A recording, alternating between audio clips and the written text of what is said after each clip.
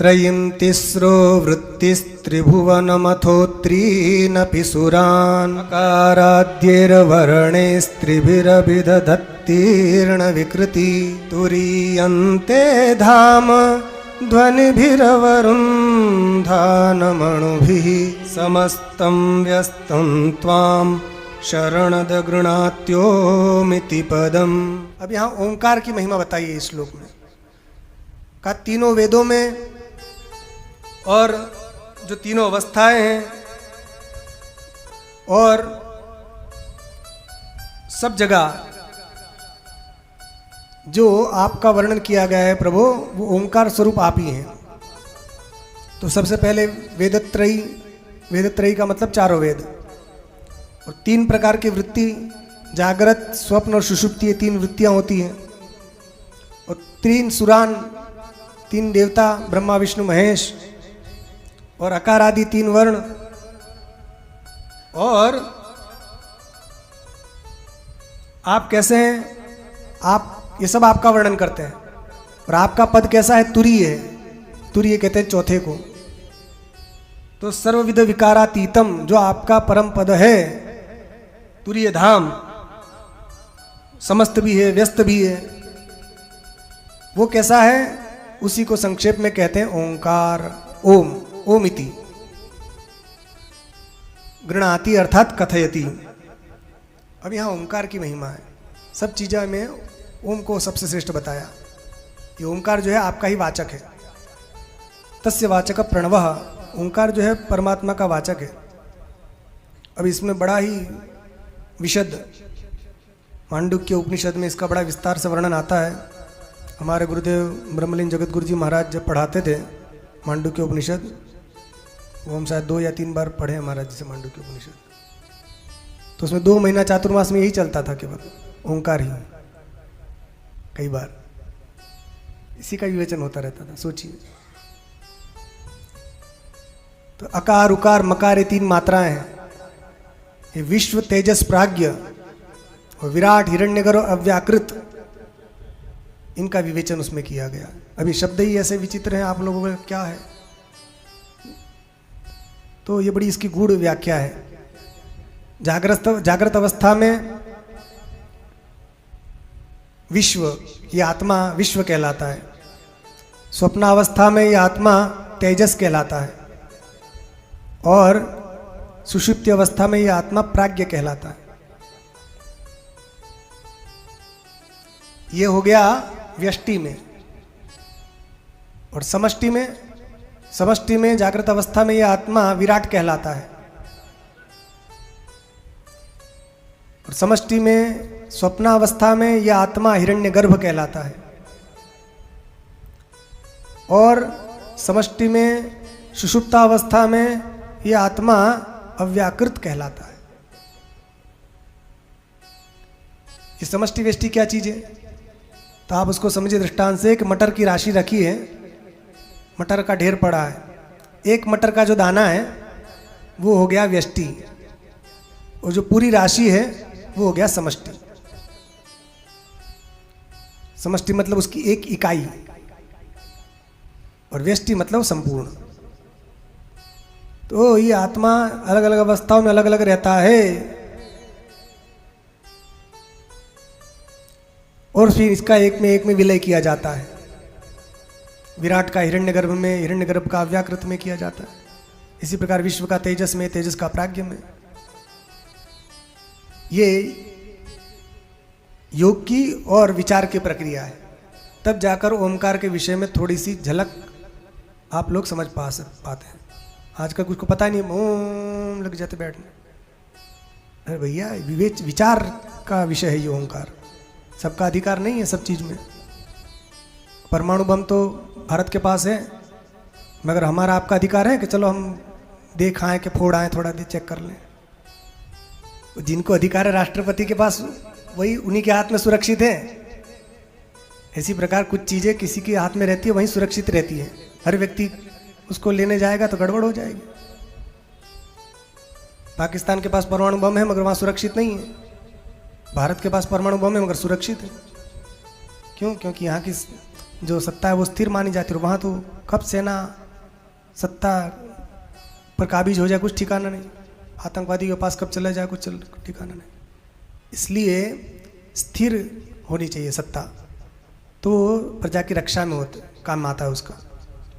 अस्थिर के हाथ में चला जाए तो उसका विप्लव भी हो सकता है, रिएक्शन भी हो सकता है। इसलिए अपने यहाँ शास्त्रों में बता दिया गया कि ये अधिकार इसका है तो वो करे, ये अधिकार उसका नहीं वो ना करे। तो ये ओमकार का बड़ा विशद विवेचन है। तो ये हमारा आत्मा ही ओमकार है, वही शिव है, उसी का ध्यान करना चाहिए।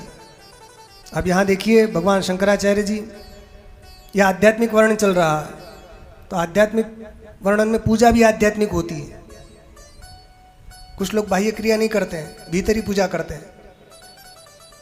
तो मानसी पूजा, एक बाह्य पूजा होती है और एक मानसी पूजा होती है। तो बाह्य पूजा करना तो श्रेष्ठ है ही, किंतु मानसी पूजा करना उससे भी ज़्यादा श्रेष्ठ है। तो मानसी पूजा कैसे होती है? कुछ लोग प्रश्न पूछते हैं ना, मानसी पूजा कैसे होती है महाराज? तो मानसी पूजा कैसे होती है उसका वर्णन आदि शंकराचार्य जी ने अपने एक स्तोत्र में कर दिया। शिव मानस पूजा नाम का एक स्तोत्र है, उसमें उन्होंने बता दिया कि शंकर जी की मानसिक पूजा किसने कैसे करना चाहिए। तो जिन जिनको भगवान शंकर की मानसिक पूजा करनी हो उनको ये स्तोत्र का अच्छे से अध्ययन कर लेना चाहिए। तो आइए हम उसको हल्के से थोड़ी बातें उसकी आपको बता देते हैं कि मानसिक पूजा कैसे की जाती है। भगवान आदि शंकराचार्य जी कहते हैं, देखिए मानसिक पूजा करने जब बैठे हैं, एकांत में बैठ गए आप, और वहां बैठने के बाद अब सब चीजें भगवान को अर्पण करनी है। पूजन पाठ जब कराते हैं तो भगवान को आसन देते हैं, पाद्य अर्घ्य देते हैं, जल देते हैं, फिर उनको धूप दीप नैवेद्य अर्पण करते हैं, विविध प्रकार की सामग्री अर्पण करते हैं। तो किस प्रकार करनी है वो भगवान आदि शंकराचार्य जी वो बता रहे हैं।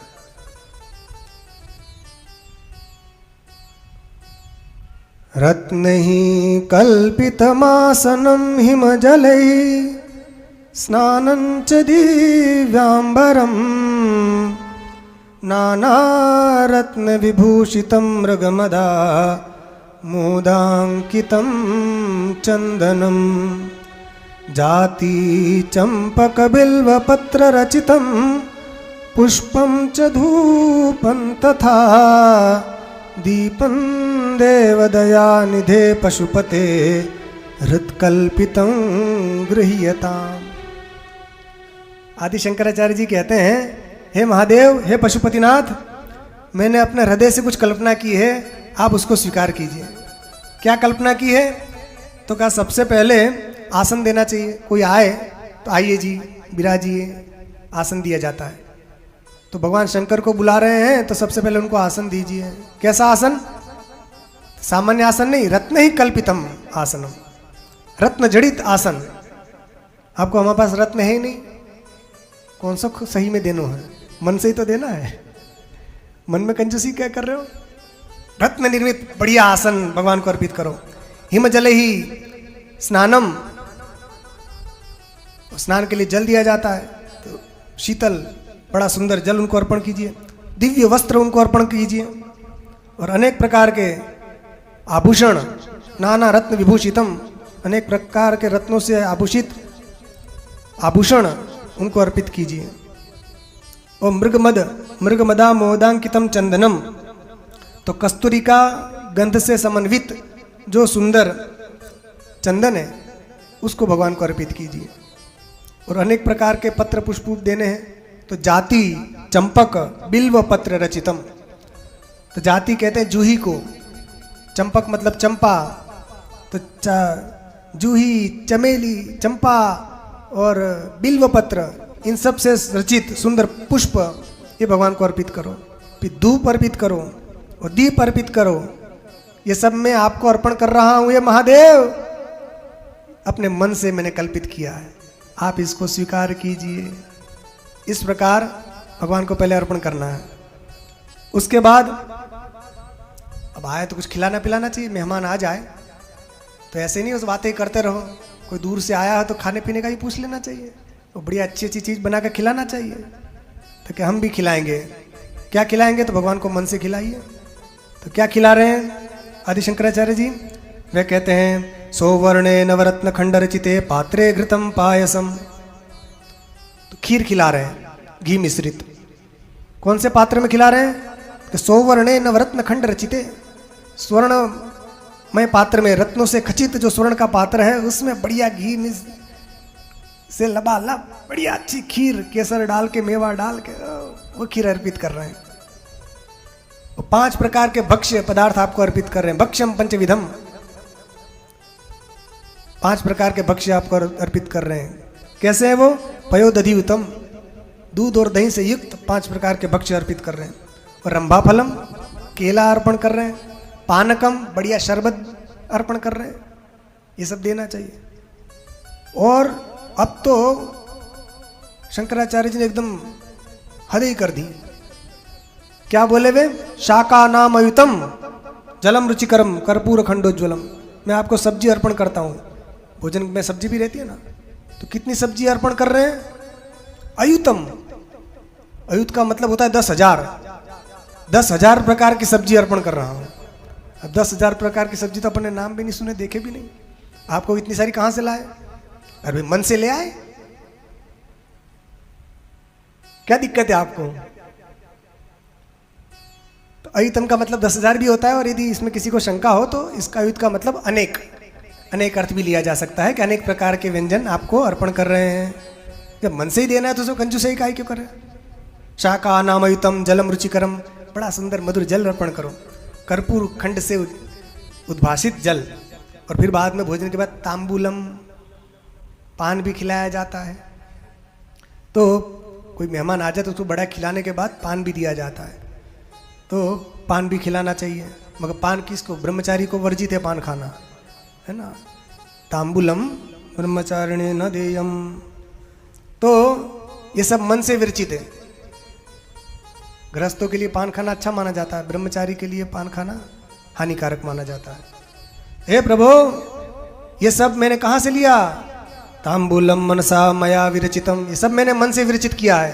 तो भक्त्या प्रभो स्वीकुरु, हे भक्तिपूर्वक आपको इसको स्वीकार कीजिए महाराज। अब इतना ही नहीं, और जब खा पी लिए बढ़िया, तब उनको बढ़िया उनका स्वागत सत्कार किया जाता है, उनकी पूजा की जाएगी।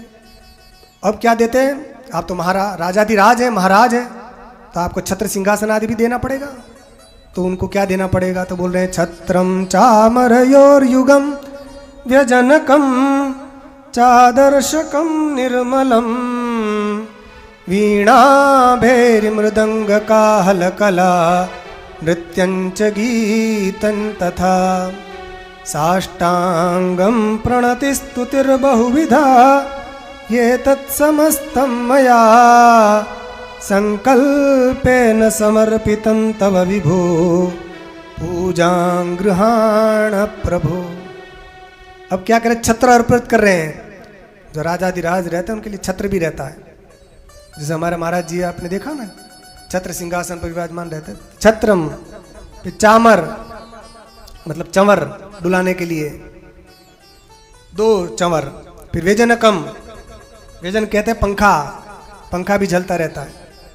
आदर्शकम मतलब आईना, आईने भी दिखाते कि आप अपना थोड़ा चेहरा देख लीजिए कैसे लग रहे हैं, कहीं कुछ गड़बड़ हो तो बाल वाल ठीक कर लीजिए। आदर्शकम, निर्मलम, निर्मल आदर्श। और इसके साथ फिर सामने वाले को प्रसन्न करने के लिए फिर जैसे महाराज जी आते थे तो कई लोग उनको भजन सुनाते थे ना, ढोलक लेकर बैठ जाते थे। तो ऐसे मेहमान आया तो उसको फिर गाकर भी प्रसन्न किया जाता है। तो क्या बजाना पड़ेगा? तो वीणा, भेरी, मृदंग, ये सब वाहन, ये सब जो संगीत के वाद्य हैं, इससे मैं आपको प्रसन्न कर रहा हूँ। और इतना ही नहीं, गाना भी पड़ता है। गाना भी भगवान की पूजा है। गीतम, फिर नृत्यं तथा, नाचना, गा के, नाच के, बजा के ये भगवान को प्रसन्न किया जा रहा है। ये बाणासुर, रावण आदि जो थे, और भी कई शिव भक्त अच्छे भी थे, वो सब नाच कर भी भगवान को प्रसन्न करते थे। बाणासुर तो इतना बढ़िया तांडव नृत्य करता था, उसका तांडव नृत्य देखकर भगवान शंकर बड़े प्रसन्न हो गए और वरदान दे दिया उसको, ऐसा वर्णन आता है। तो ये सब पूजा का विधान है। महाराज ये कहाँ से ले आए तुम सब?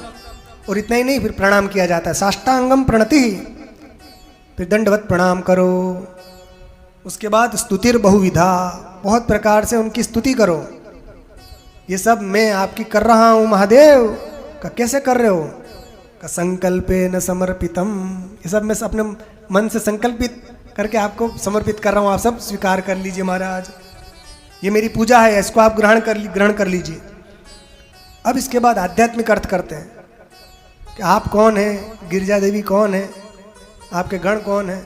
तो कहते हैं आत्मा त्वं गिरिजा मति सहचरा प्राण शरीरं गृहं पूजा ते विषयोपभोग रचना निद्रा समाधि स्थिति संचार पदयो प्रदक्षिण विधि स्तोत्राणि सर्वा गिरो यद्यत् कर्म करोमि तत्तदखिलं शंभो तवाराधनम।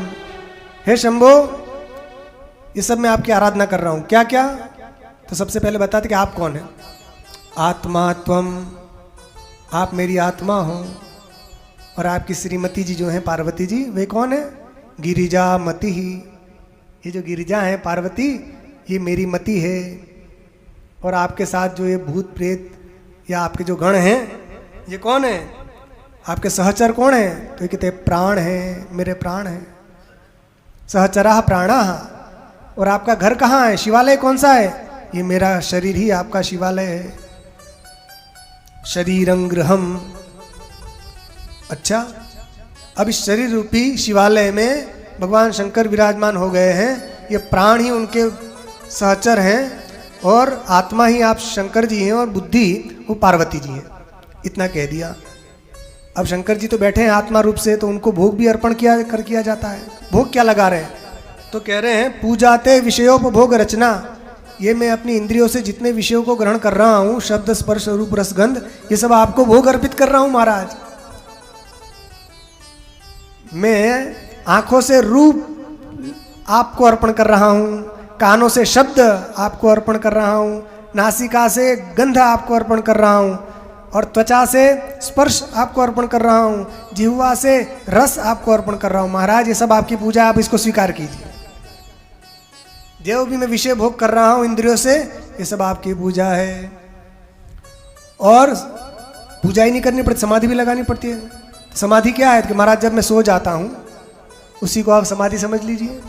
निद्रा समाधि स्थिति ही, जब मैं सो जाता हूँ ना, यही समाधि स्थिति है। यहाँ कौन कौन है समाधि में? हाथ ऊपर करो तो। हाँ, कौन कौन समाधि में अभी है? अब याद रखना, कोई कहे ना सो रहे हो तो कहे सो नहीं रहे, समाधि में है। जबकि आ जाती है कई लोगों को बैठे बैठे, तो कोई बगल वाला कह दे ना, कहीं सो रहा है। एक बार ऐसा ही हुआ सही में। एक जगह एक व्यक्ति सो गया, ये सत्य घटना है। एक जगह एक प्रवचन होता था, तो वक्ता ने डंडा लेकर खड़ा कर दिए लोगों को चारों कोनों में बीच में, क्योंकि जो भी सोए उसको थोड़ा सा जगह दिया करो। तो डंडा देख कर कई लोग नहीं सोते थे, और कई लोग जो सो जाते थे वो डंडे से उठा देता था। एक बार एक व्यक्ति जब सो रहा था, तो एक व्यक्ति ने उसको डंडा ऐसे किया, तो उसी पर बिगड़ पड़ा। क्या समझ रहे मुझे? कि मैं आंख बंद कर भगवान का ध्यान करके बड़ी तल्लीनता से कथा सुन रहा हूं, तो मुझे सोया हुआ समझ रहे हो? बेका निद्रा समाधि स्थिति। अरे समाधि स्थिति में ऐसा होता है कई लोगों का। इसके बाद महाराज पूजा करने के बाद प्रदक्षिणा भी की जाती है मंदिर की, परिक्रमा करते हैं ना। तो कहा आप परिक्रमा कौन सी कर रहे हो? संचार पदयो प्रदक्षिण विधि ही। ये जो मैं पृथ्वी पर जहां भी जा रहा हूं, मैं जो चल फिर रहा हूं, ये सब आपकी परिक्रमा है महाराज। संचार पदयो प्रदक्षिण। और स्तुति करना चाहिए तो मैं स्तुति कर रहा हूं। कौन सी? मैं जो जो बातचीत कर रहा हूं, मेरे मुख से जो जो वाणी निकल रही है, जो शब्द निकल रहे हैं, वो सब आपकी स्तुति है। इतना ही नहीं, यद्यत् कर्म करोमि तत्तदखिलम। मैं जो जो कर्म कर रहा हूं, हे शंभो, वो आपकी पूजा है, और मैं ये आपकी ही आराधना है। शंभो तवाराधनम। ये ज्ञानियों की और श्रेष्ठ पुरुषों की मानसिक पूजा की बात चल रही है। इसको सुनकर आप भी लोग इसी का आश्रय लेकर गड़बड़ मत करने लग जाना कि भाई हाँ सही में सो रहे हैं का ध्यान कर, नहीं नहीं, निद्रा समाधि स्थिति। अब कुछ लोग तो ये करेंगे ही ऐसा, अभी हम जाके पूछेंगे तो बताएंगे। तो ये ज्ञान की बात है, मानसिक पूजा चल रही है। तो यह मन हमारा जितना पवित्र होगा, यहाँ ये कहना चाह रहे हैं कि आप की सारी क्रिया यदि आपने भगवान को अर्पित कर दी तो वो सारी की सारी पूजा हो जाएगी। आप अपना घर का कार्य भी जो कर रहे हैं, रोटी बना भोजन बना रहे हैं, उसको भी शंकर की आराधना बना दीजिए। पोछा लगा रहे हैं, उसको भी शंकर की आराधना बना लीजिए। बर्तन मांज रहे हैं, उसको भी शिव की आराधना बना लीजिए। झगड़ा भी कर रहे हैं, गुस्सा भी आ जाए, क्योंकि इसमें ये नहीं कहा कि अच्छी अच्छी बात जो बोल रहे हैं वही अर्पण कर रहे हैं। जो जो बोल रहे हैं सब अर्पण, तो अच्छा बुरा सब है, मगर अच्छे व्यक्ति को अच्छी चीज ही अर्पित की जाती है, बुरी चीज अर्पित नहीं की जाती। हमारे यहाँ कोई मेहमान आए, आपके घर कोई मेहमान आया बड़ा खास, तो आप उसको बड़ा सड़ा वाला कंबल निकाल के देंगे कि सबसे सड़ा हुआ कंबल लाओ? क्या करते हैं हम? अपन भले ही मेला अच्छा कंबल ना हो, मगर मेहमान आता है तो सबसे बढ़िया वाला जो ब्लैंकेट चुप रखा हुआ है उसको निकालते हैं, उनको देते हैं। घर में खुद भले बासमती रोज ना खाते हैं, अगर मेहमान आते हैं तो बासमती बनाते हैं। क्यों? ताकि उनको लगे कि हाँ, तो मेहमान जो आते हैं तो उनको अच्छी चीज़ दी जाती है। तो इसी प्रकार जब हम भगवान को अर्पण करें तो अच्छी चीज़ अर्पण करना चाहिए। जो जो हम काम कर रहे हैं, चाहे नौकरी जा रहे हैं, खेती कर रहे हैं, तो उसको भगवान की पूजा बना लो। इस प्रकार जो भगवान की पूजा सब में बना लेता है तो उसका एक प्रत्येक कर्म शिव पूजन हो जाता है। और जो शिव पूजन करता है उसका हर जगह मंगल ही मंगल होता है। अंत में तो उन्होंने कह दिया, आदि शंकराचार्य जी कह रहे हैं, ये कर चरण कृतम वा कायजम कर्मजम वा श्रवण नयनजम वा मानसम वा पराधम विहितम विहितम वा सर्वमेतत् क्षमस्व जय जय करुणाब्धे श्री महादेव शंभो। हे महादेव, हे शंभो, हे करुणाब्धे, हे करुणा के सागर, मैं अपने हाथ से पैर से जो कुछ किया, या वाणी से या शरीर से या कर्म से जो जो मैंने किया है, अपने श्रवण से, श्रोत्र से, नयन से अर्थात नेत्रों से, मन से किसी प्रकार से मुझसे कोई अपराध हो गया हो, हे महादेव, चाहे वो विहित हो या अविहित हो। यहाँ कुछ लोग जो है विहितम विहितम कर देते हैं, विहितम विहितम वा, वहाँ ऐसा नहीं है। विहित विहित के बीच में एक म भी है, तो विहितम अविहितम वा, तो ध्यान रखना चाहिए, विहितम अविहितम वा ऐसा बोलना चाहिए। तो चाहे विहित हो, शास्त्रीय हो, या अविहित मतलब अशास्त्रीय हो, जिसका विधान हो या विधान न हो, विहितम अविहितम वा सर्वमेतत् क्षमस्व। आप मेरे सारे अपराधों को क्षमा करना, क्योंकि आप करुणा निधान है, महादेव हैं, शंभु है। इस प्रकार भगवान आदि शंकराचार्य जी ने मानसी पूजा किस प्रकार की जाती है इसका एक संक्षेप में वर्णन इस स्तोत्र में किया है। तो जो लोग बाह्य पूजा करने में असमर्थ हो, कई लोग तो ऐसे रहते हैं ना, खर्चा ना करना पड़े इसलिए कंजूसाई करते हैं। कुछ लोग तो मिस्त्री भी चढ़ाएंगे तो इतनी गिनी चुनी छोटी सी। जब भगवान को चढ़ाना तो अच्छी चीज़ और ज़्यादा चढ़ाना चाहिए।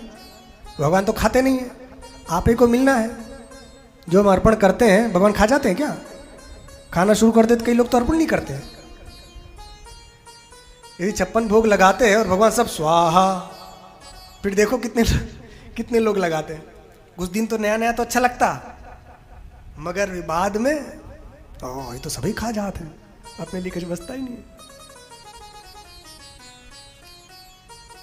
तो भगवान को कोई आवश्यकता नहीं है, आप जो उसको उनको अर्पण करते हैं वो कई गुना होकर आप ही के पास आता है। हमने वो किसान वाला उदाहरण दिया था अभी कि हम जो बीज बोते हैं किसान लोग, तो वो धरती माता उसको रखती नहीं है, वो कई गुना अधिक करके आप ही को वापस लौटाती है। इसलिए शिव जी को आप जो भी अर्पण करेंगे वो सब आप ही के पास कई गुना अधिक होकर आएगा।